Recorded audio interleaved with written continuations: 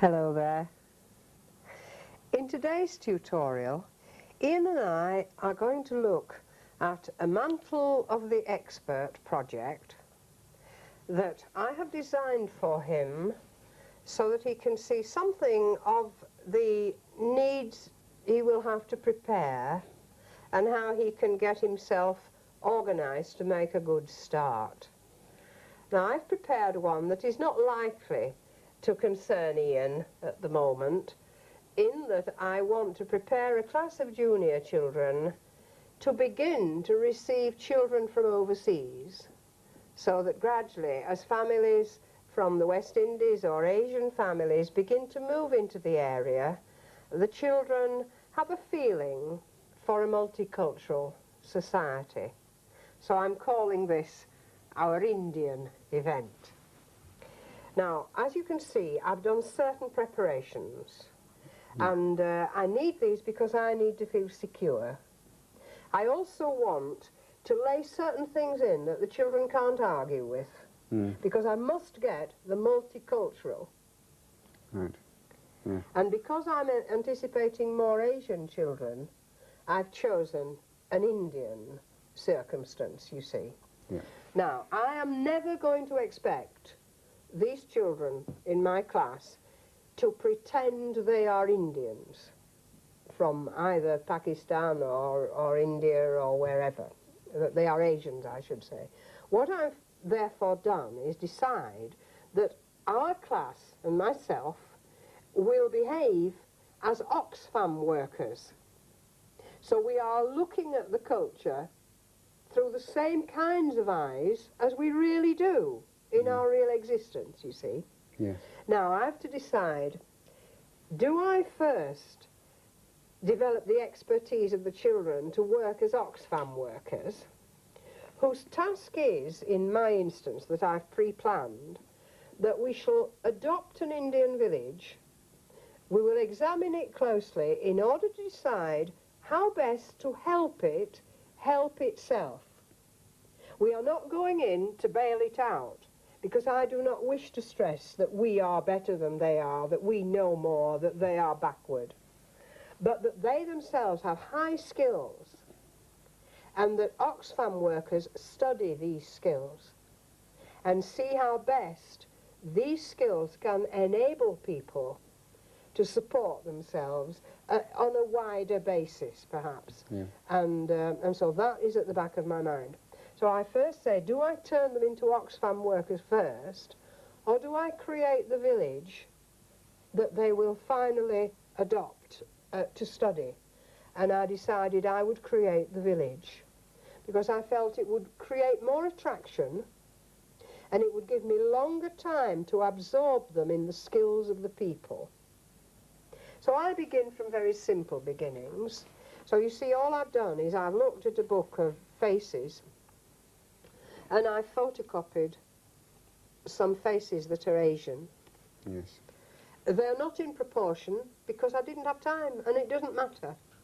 I just want the faces to appeal, and it's more important that the faces of the children are clear than that the face of the mother is clear. Yes. Because the mother is a nurturing figure at this stage, but the faces of the children we shall identify with. Okay? Yeah. So my first task is, what's the simplest way I can create a village? So what I'm going to say is I'm going to ask the children if they would share with me in making a story. Now, you are not 35 people, so I'm going to have to do the work of 35 people, and I'm just going to give you a brief demonstration. If you were 35 people, I would say, would anybody like to look after this child's picture? Not this child yet, this child's picture. And I would hand them in a way that honours the humanity. Right. Would anybody like to look after this very busy lady? Now you see we're moving, because she does look rather busy. And I wonder if the holy man could be very carefully looked after, and this other one who sits beside the temple. Now you see, it's a fait accompli. I've got my cast. So we'll assume that everybody's looking after these. Right. I want people to be invested in it.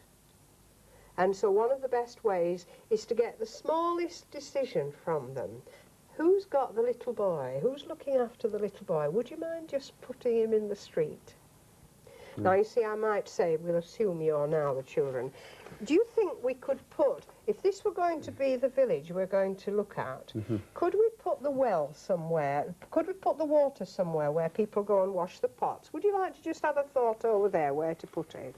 And would you people like to put me the well into the village? Now, you see, I've got a well with people and I've got a well with cattle. So we're going to have the river down at that end, are we? All right.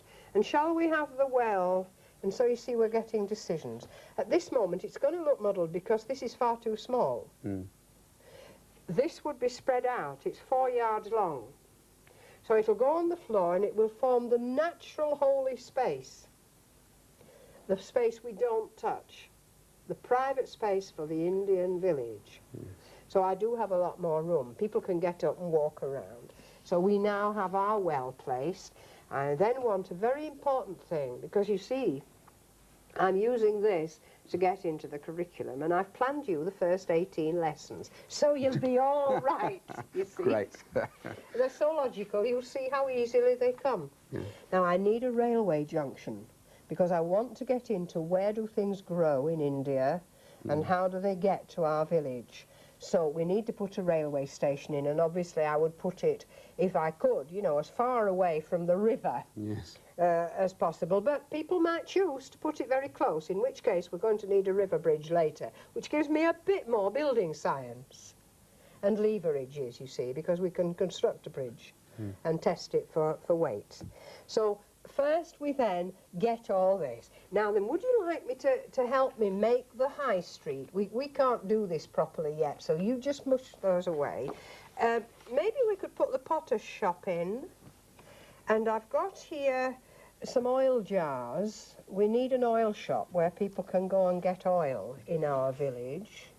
So we'll put that round. And you see, in this picture here, it seems to me Indian village have a sort of a main street, a bit like ours, don't they? And so here's a very small model, but it's not enough detail to make you feel you've got to copy it. So we'll gradually get our shops laid out. People will be helping me.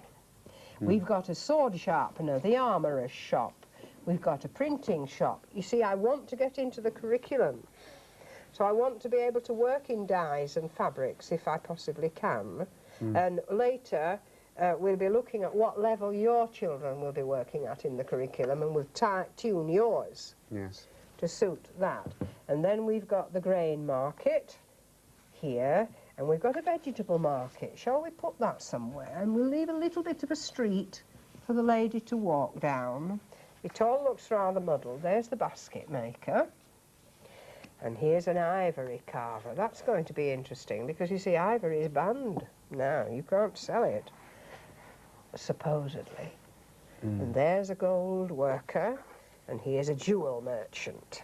Now, when we think we've got our street, how does that look?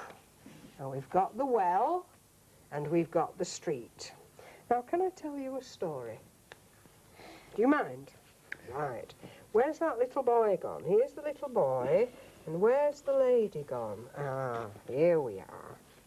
Now, when I tell you the story, see if you can check which shop the lady's in. See, I want to introduce you to some people who will live in our village. Now, I would begin simply. The first person that we are going to meet in our village is Mrs. Patel. Now, Mrs. Patel has 2 children. Who's got the little girl? Well, I've got her now. Thank you. And Mrs. Patel's daughter is called Lila. Now, you realise I'm speaking in the present tense, not was called Lila. I must always speak in the present tense.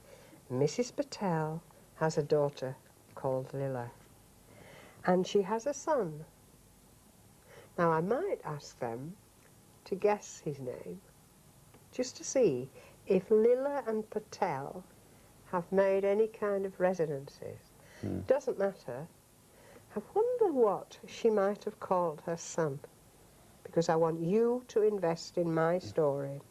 However, I may not get a name. If I do get a name, I will use it, as long as it's not George and Fred and Harry and Dick. Her son's name is called Ranjit. And Mrs. Patel has a daughter and a son who will come shopping with her this morning.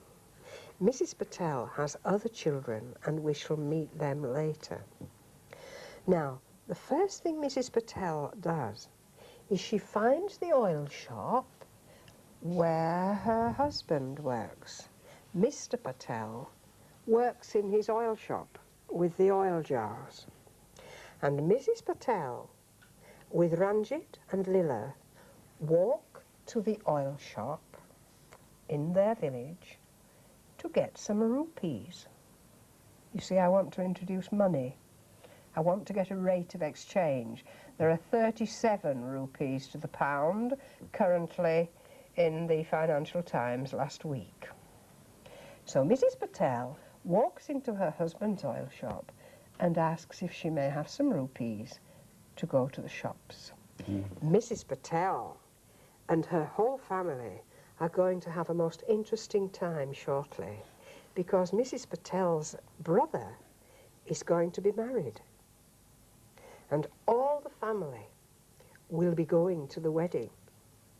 And Mrs. Patel is taking her children today to the sari shop.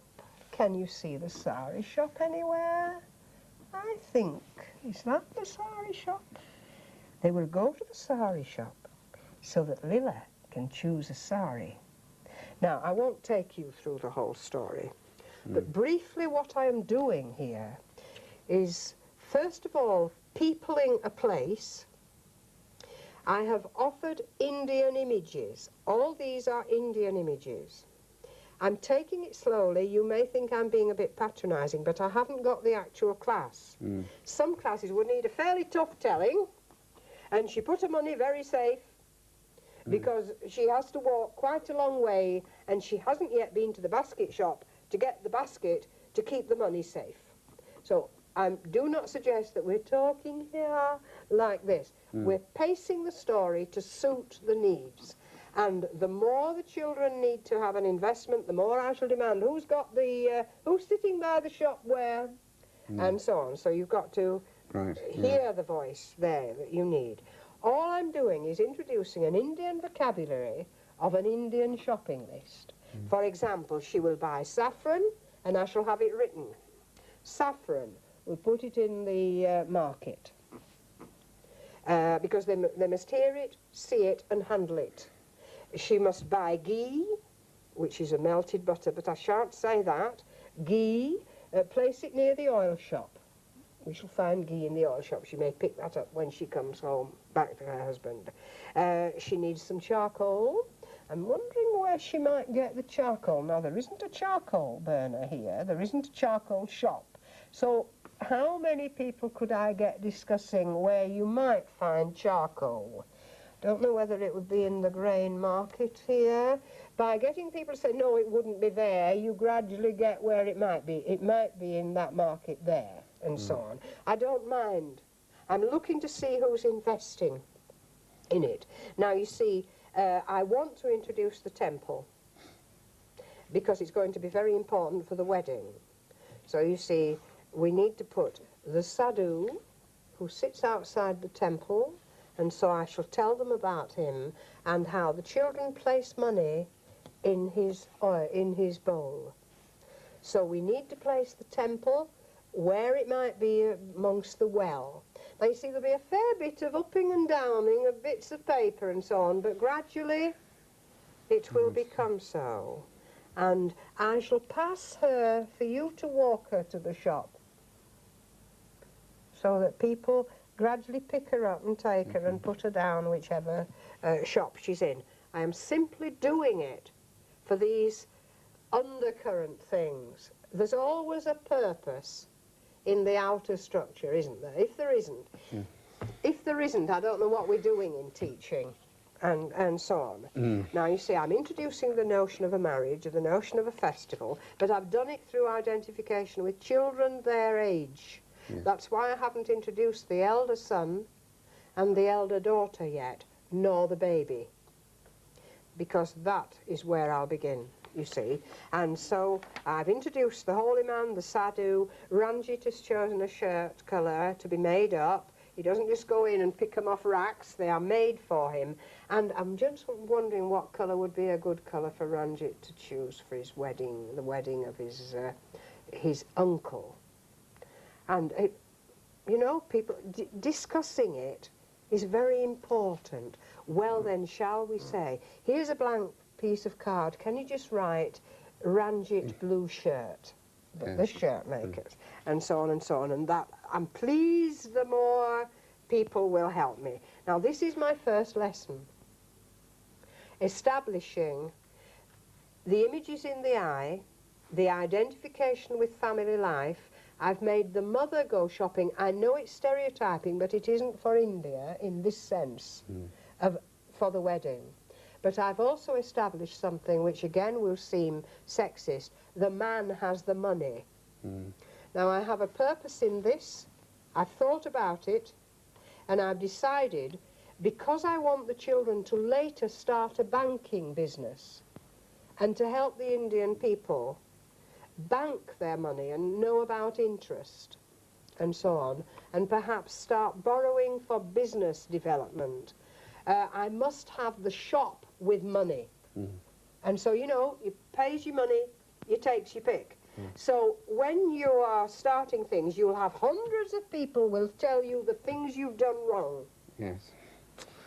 Yeah. As long as you've thought it through, you can stand up for it. So I thought a long time about that money, knowing what I would be doing by making the woman go to get money from the man. And you know, I'll pay for it. And if the children say she would have the money, you know, he wouldn't have the money, and then I would make a compromise with them. Oh, you really think, oh, well, then in that case, will he have any in the shop? He must have some in the shop, because I want it related with business as well, and so on. Now, I've got 18 lessons, which I'm going to dash you through, because I obviously cannot demonstrate all this in this time. Lesson 1, as I've told you about it, you just think, what was it doing for language? And you know, you can tell me or just ponder it. That's all I'm asking at the moment. What kinds of language? How much am I identifying about their knowledge through the way we can talk together? What I'm not doing, of course, is compromising the village. The village is going to exist. The people that I've invented will exist. The rest of the people they'll invent. But they can't negotiate this, because you've got to start on firm ground somewhere. Now, my second lesson then, I want to teach the children that when you pick up a story, and I would have this photocopied for them, so that I want them to talk together. I don't want to copy each. I don't want individual thinking at this stage. I want public voices and a feeling that we've got something to say, and our group has thought about this, that sort of thing. I want a lot of that.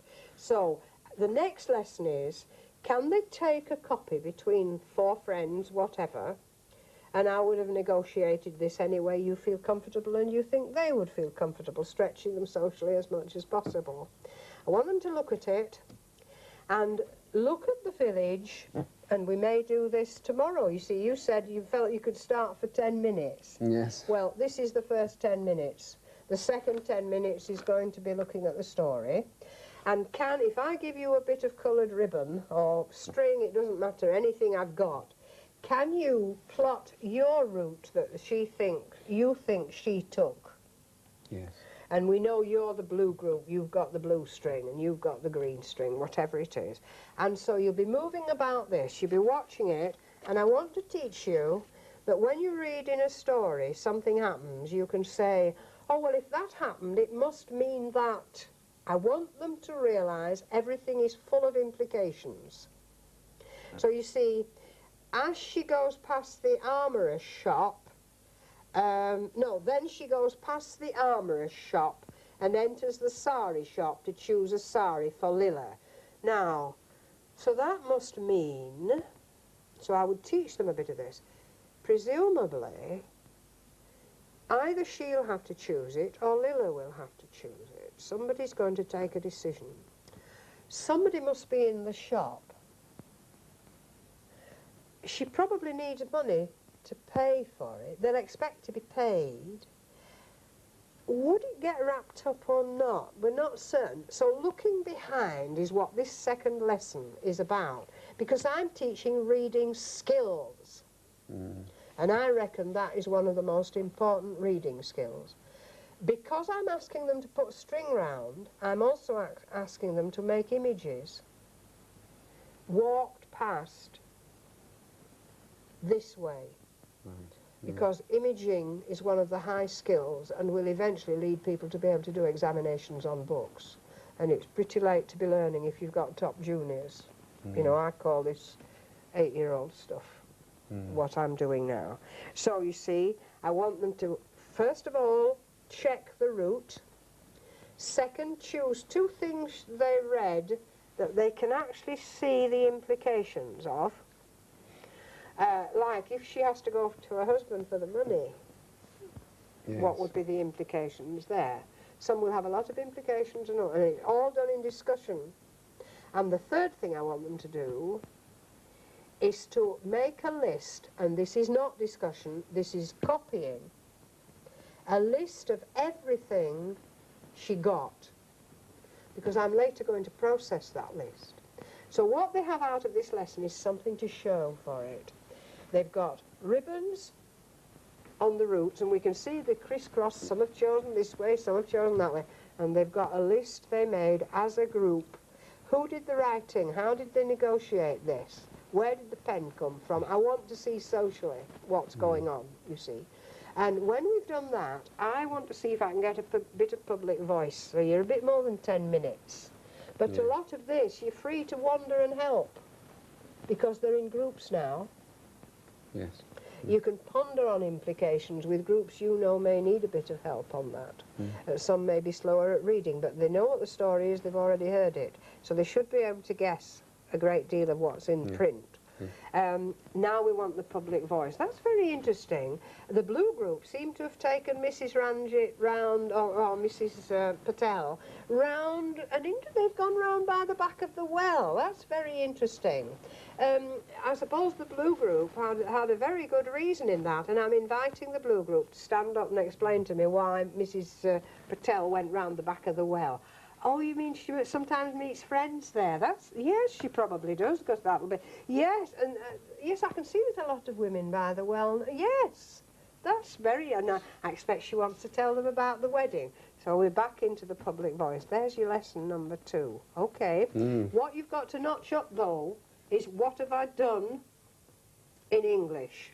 Because these days we're into, can we see the journey the children are making so that we can then assess and evaluate. Now the third one, I want to get into money. So you need your 10 minutes or your 20 minutes or what you think. First of all, there are 37 rupees to the pound.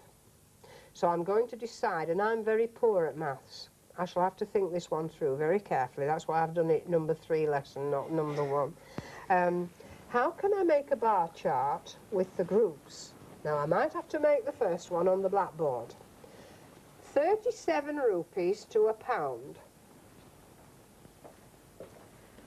So we've got rupees and pounds. I can't do pounds now. And then along here we've got all the things they bought. That's why they made their list. So I'll do a bit on the board. We'll get public voice. I don't know how you can work out then, you know, what if a sari costs 15 rupees, you know, how far up on the pound thing, how far up on the rupee thing does it go first? 37 with 15 off is easier than the equivalent here. That'll take a bit more time. But working out what we think these cost. Some children do have a good sense of money if their mothers and fathers talk with them about things, and they learn to take their own money into shops and so on. And some may never handle much. It's all done, the woman pays or the man pays for the coat or the shoes, whilst the kid is admiring them on his feet, and so on and so on. So we've got a list along here, and we've got a list up here with the bar chart on how much we think things cost. right? It'd be very interesting to see how much a packet of saffron costs compared with a sari. I'm not trying to be accurate there, but I'm trying to be precise here. If you, I don't mind whether saffron costs more than it normally does yet. That I can correct, and I will correct. So, lesson number 3 is going to be in 2 parts. It's going to be me at the board struggling to help see who's understanding and who's saying, well, if we made it 37 centimetres high, it would be easy to do. Well, yes, that's quite a good idea, and then we'll have to work out how we get the pound into 37 centimetres. Yes. And so on. Then we'll try that. And then in their groups, I'm going to ask them to make their bar chart. And theirs, we've tried it out here. I want them to work out what they think are the prices and work out the bars. That's quite a long job. What you have to decide is it worth the trip, or would you rather stand and explain it and not bother with rupees? It's too complicated. Well, I will bother with rupees. It's part of the culture, and it's part of helping them find the patience to struggle with it. I'm trying to care about Mrs. Patel enough. That's why there's these pictures. Enough to care enough to do that, you see. Yes. And we know that some will do it better than others. But when we've finished, we have our first file of accounts that later on the income tax man might want to see because it's oil shop money. So later I'm always putting things in the bank, in this case literally, you know, or taking them out. So even while we're doing this, I'm saying, I hope Mr. Patel keeps his accounts as well as Mrs. Patel is doing. Because, you know, when the income tax people come round to check for the government, his books had better be in as good order as ours for Mrs. Patel, not Mrs. Patel's. These are ours for her. Right? Now then we're coming on to a next maths lesson. I felt, oh, the natural one here would be to use those saris. Now I happen to have 3, okay? You may not have any saris. You know, I don't blame you if you have no saris. You might know somebody who has. Or you might use 3 different weights of sheets. But just pass them over and see which you think is the heaviest. So I'd pass them round the class. I'm not sure how much these... It's difficult to know which... I see one is pure silk, one is artificial and one is cotton. And before you start saying, oh, I can't cope with all this, you know, I'm sorry. You could do it with pairs of socks, you know, except they're a little bit light. Now, which did you think weighed most? You know, we can pass them round. I don't mind if they'll fall apart, they'll get, you know, gathered up again, but they're clean to start with. I took trouble to iron them. Because I don't want the suggestion that Mrs. Patel wears mucky clothes. The slightest thing starts to go into deep memory in drama. Which did you think was the heaviest? I thought this was... Yes, I thought this was. Yes, I think so. I would be very uncertain all the time. I mean, the children can be as certain as they like. Now, we've got to estimate how much we think they weigh, so we'll bring the scales in. But write down in your groups which you think is the heaviest and how many grams you think they would weigh. Now, my problem is I think in pounds and ounces. I have a terrible time trying to remember grams. Okay, so we've got our scales. I need real scales, of course, at this point. Is there a group feels they can really trust themselves to be really, really accurate on this? All right, do you want to take this one? And who would like to be really, really accurate on this one? And it'll be a bit of a shambles because we've got to queue up and we're watching for accuracy. Did I see those? I would like weights rather than dials, but you can't always have what you want. Now, my second part of this lesson, it might be another day, of course, tomorrow, is we'll take them into wherever you feel you can stretch them out. All saris are 6 yards long, give or take a bit.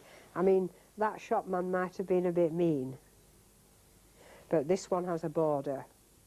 That's been woven on the loom to be cut exactly.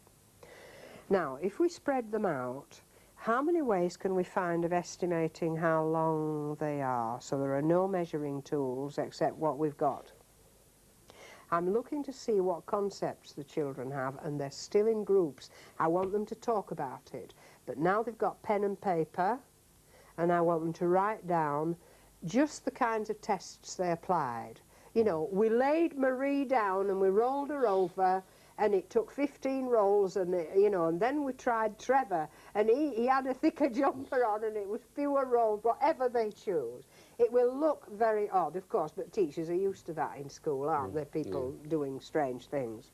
And eventually, when we've tested as many ways as I can see, hey, look at this one! So that it's a public voice. How did you come to that idea?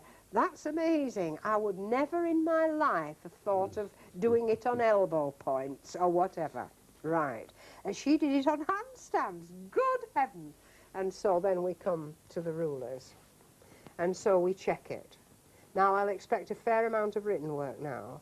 As a group, we write down how many things we tried, who did what, so we're writing our first report. And how we check our estimation on the saris in weight against the weight we all found, and we check our estimation of length. Now that would lead me, I would hope it would, if I thought I could do it. I hesitate about demanding children do a lot at home because you just don't know what facilities they have. But I would say your classroom, I think, will have the coats hanging somewhere fairly near. Yes. Yeah. So at that point I'd say, get your coat off your hook and estimate. So I can do this quick, short, and how much do you think? Okay, I'll leave the scales here. Before you go home tonight, will you just have a quick weigh at your coat? Make a note of it and put it with the file. Now you see we've published. We've published our bar charts. They're all up. They're not decorating the place. They're functional. We need them. Oxfam will need them. We've got our first file of estimation possibilities and firm measurements. So I might just have a big brown envelope clearly labelled up there, and then another one with personal property estimated and weighed. Now I've taken outdoor coats because I don't want kids taking shoes off if they've got holes in their socks. There's all sorts of problems, but outdoor coats they normally take on and off. And then I would risk, because I think it's rather important for the cultural thing, I'd risk saying, do you think tonight when you get undressed you could put all your clothes together, including the coat you come to school in, and weigh them and see how much you're carrying about, and I'll do the same. And then when you come back we'll add them that Mrs. Patel, if she wears this sari, we don't know what else she wears yet, we haven't looked at her sandals. If she wears this sari, we'll be carrying this amount round, and then put all her shopping basket on as well. She's going to be carrying quite a bit. We carry this amount, including 2 socks, you know, and 2 shoes, and all these underpants, and this, that, and the other. So I want them to see every effort they make is up there, seen to have been done, so that we can constantly refer to it and build it and grow it. Are you getting tired? It's so exciting. Now, lesson number 4. Lesson number 4, I want them now to start back with the village. You see, we've had, so far, they are my class of children. We are working together on some what I hope will be exciting projects. I am not calling them yet Oxfam workers. They are behaving as responsibly as they can over this promised burden I'm offering all the time. I'm offering it not as a burden, of course. I'm offering it as an adventure. But it is a burden, because it will be the burden of responsibility that I'm bringing. Lesson 4, I'm going to ask them to look at all the shops. In their groups, choose a shop to adopt, so that when we do become Oxfam workers eventually and study carefully, we know which part of the village we will be going to study extremely carefully. And now I want them to do 4 or 5 quite complicated things, and I don't expect it to be able to be rushed. First of all, I want them to be able to look at a picture, and we're back to implication. If a person can do that, what must they be good at doing? In other words, what skills do you have to have? Now, you see, I have to teach them this, so I might do it with this. I'm just going to pick up a pen, and you watch me do it like I'm in a shop. I'm going to write down, she spent 22p on a bar of chocolate and 14p on a little packet of mints. And you see, I've chosen a sweet shop. I don't like sweet shops in that sense, but I've chosen it because it's not too many p. And there was a newspaper that was 21p. I don't know how much newspapers cost. Now then, in order to write with a pen, what am I good at? Never mind my maths. What am I good at doing? So, for that man there to sit amongst his oil jars and his tin boxes and make a note of everything, what is he good at doing? For this man here to weave a basket, what must he be good at doing? So that's the first thing, and I want that written down. Just jot it down. I'm not expecting big, long notes about it. A man making baskets is good at.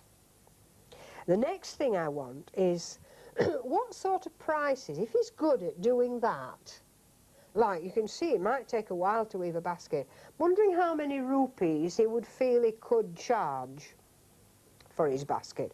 I'm not trying to get an accurate, I want the sense of labour, skills and the price to people who go and get it.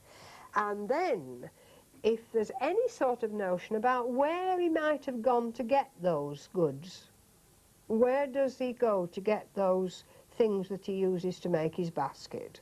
Now obviously I will have written these up so that the children can keep checking.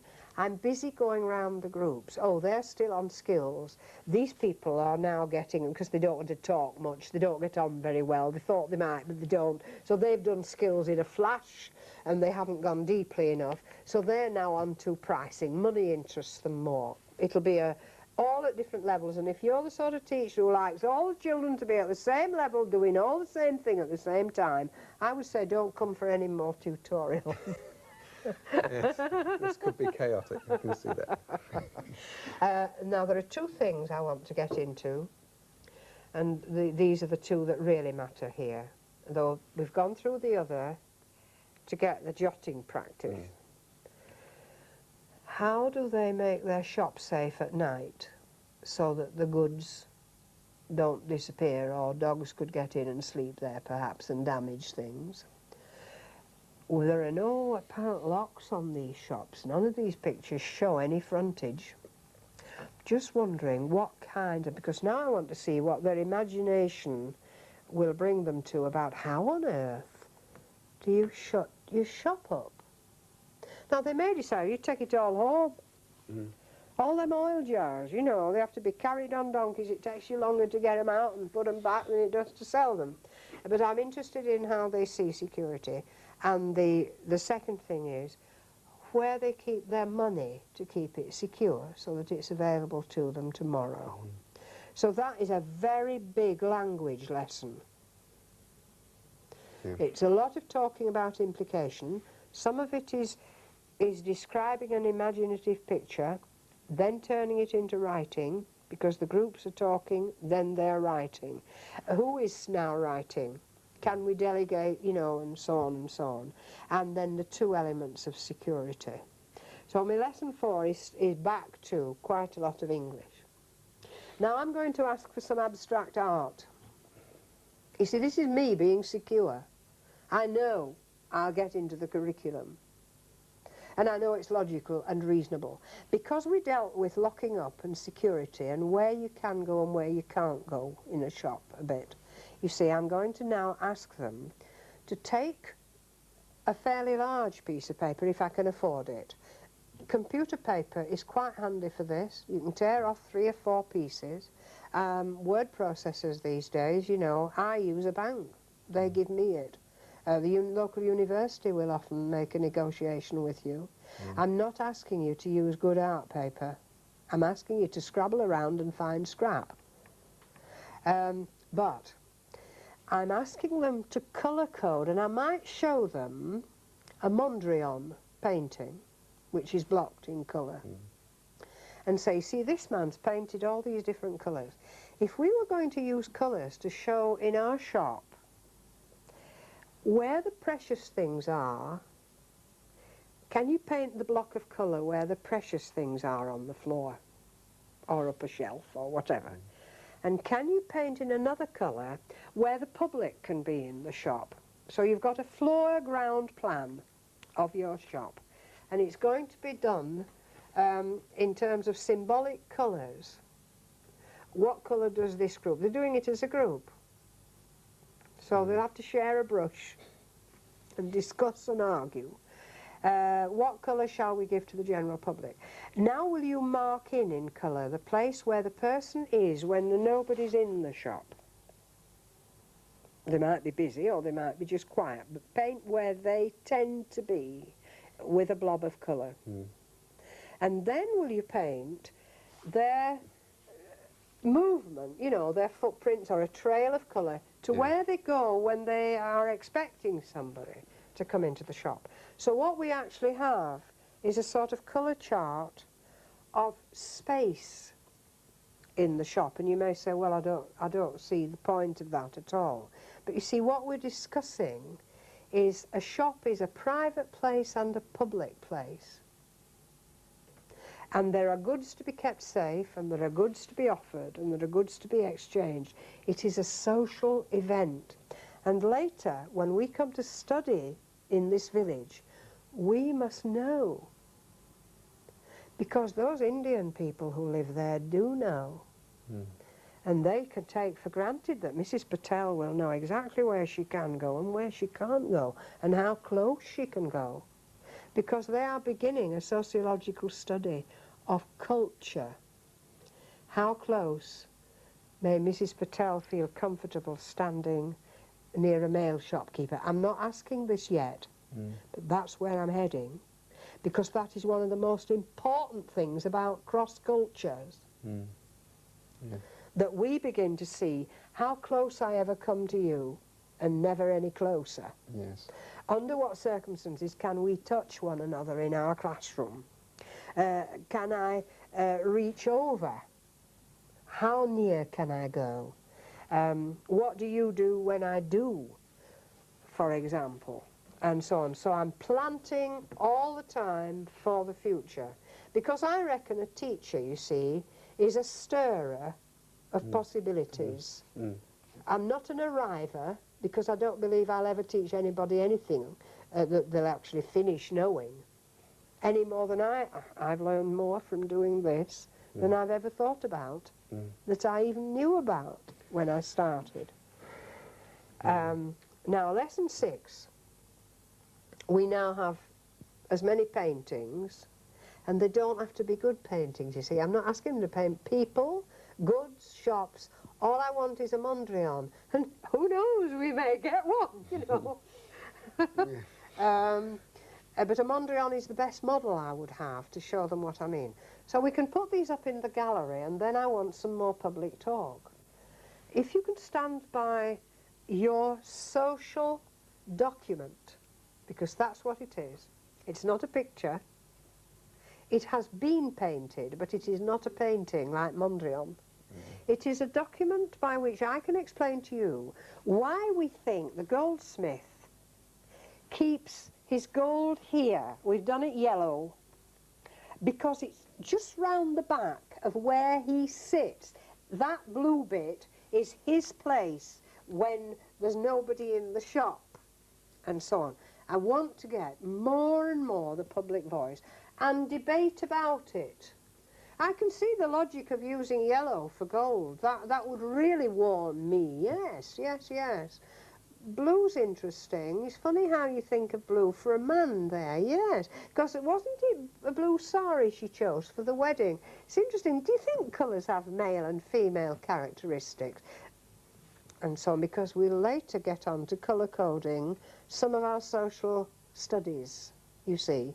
That when we're talking about an exchange between people, we might be able to do a colour banding on it and so on.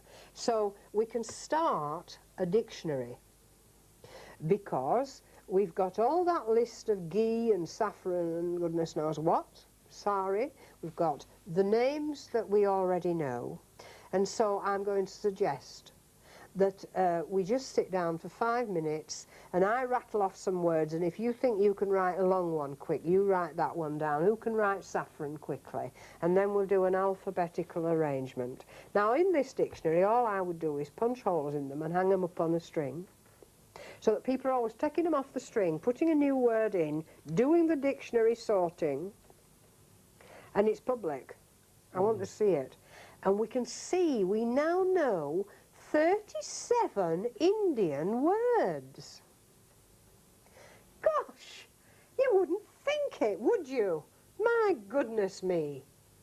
And so the dictionary goes on. It'd be all in different handwritings, and I need a few blank cards, obviously with holes in ready. You better put that in the dictionary, and so on.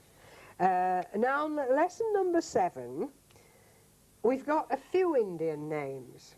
Now, I've got a big list of Indian names. I've got them from a modern novel by a lady who writes crime books.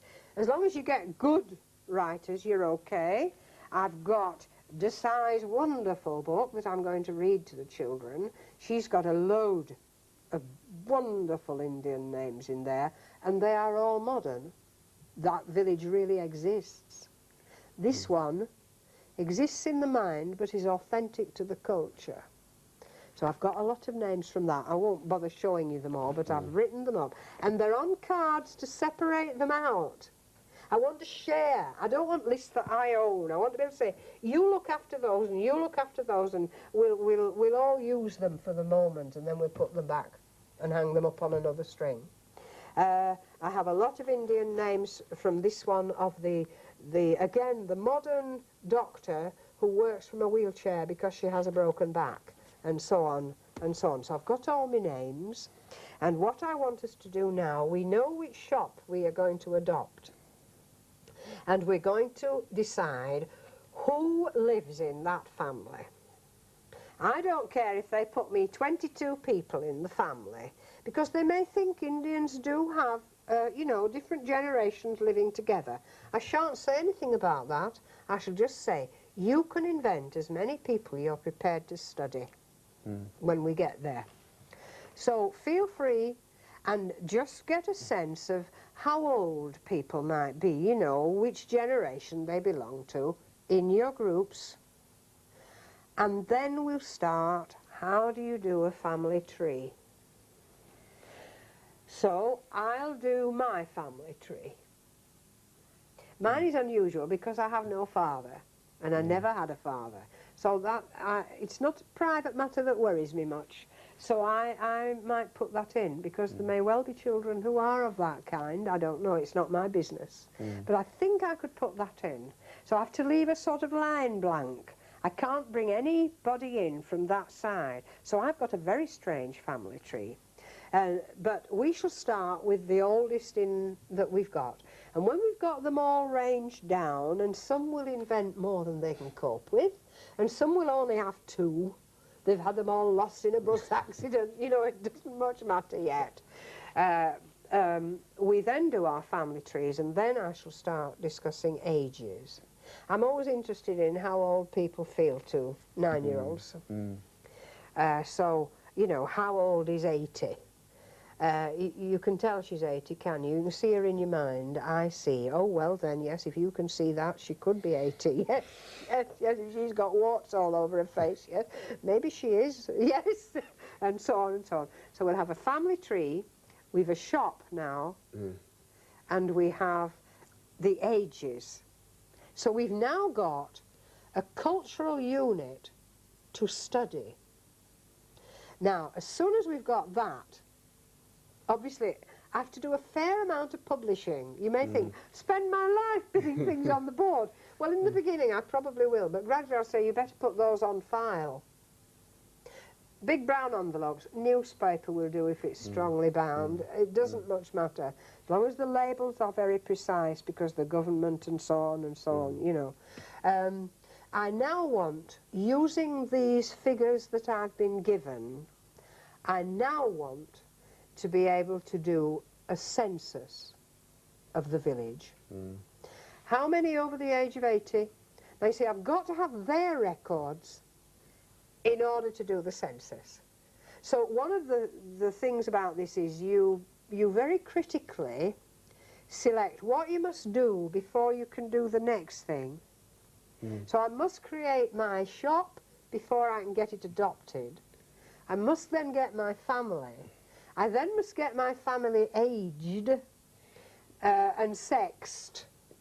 And I'll even include dogs, camels, you know, whatever they think, within reason. A dancing bear I could just accept because I have a picture of some in a fairly modern situation.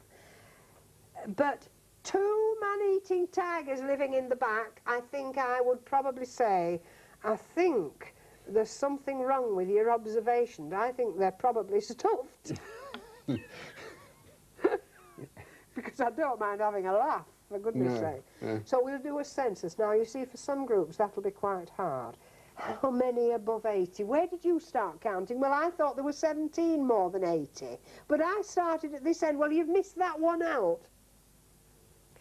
We'll finally, between us, get the censor thing on the board under very specific headings. Now, if some say there's 17 over 80 and some say there's not, there's 85 over 80, I shall simply say this is not yet resolved on my board. So we now have a censorship form. Now, if I want, I can actually create a censorship form and the children can all fill it in for their family. How many people in the household? How many over the age of? Tick, you know, how many under the age of? How many in work? How many still at school? Whatever we think. We can put it on, we'll make the form. I'll get it printed up if I'm allowed to. If I can't, well, you know, I'll have to do it on scrap paper and it's a long, weary, boring do and I wouldn't have them sit and copy a censor form out. Because we've already done one on the blackboard and so on. Now you see, we now have our family tree that we can place under the shop, Mondrian, if you like. Now, I haven't time in this tutorial because you've got buses to catch and so on.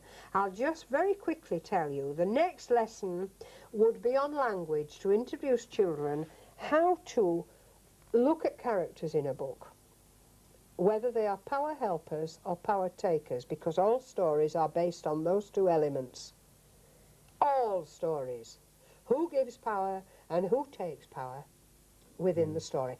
I want to teach that to children so that they become readers, not scanners just. Scanners is very valuable too, but readers.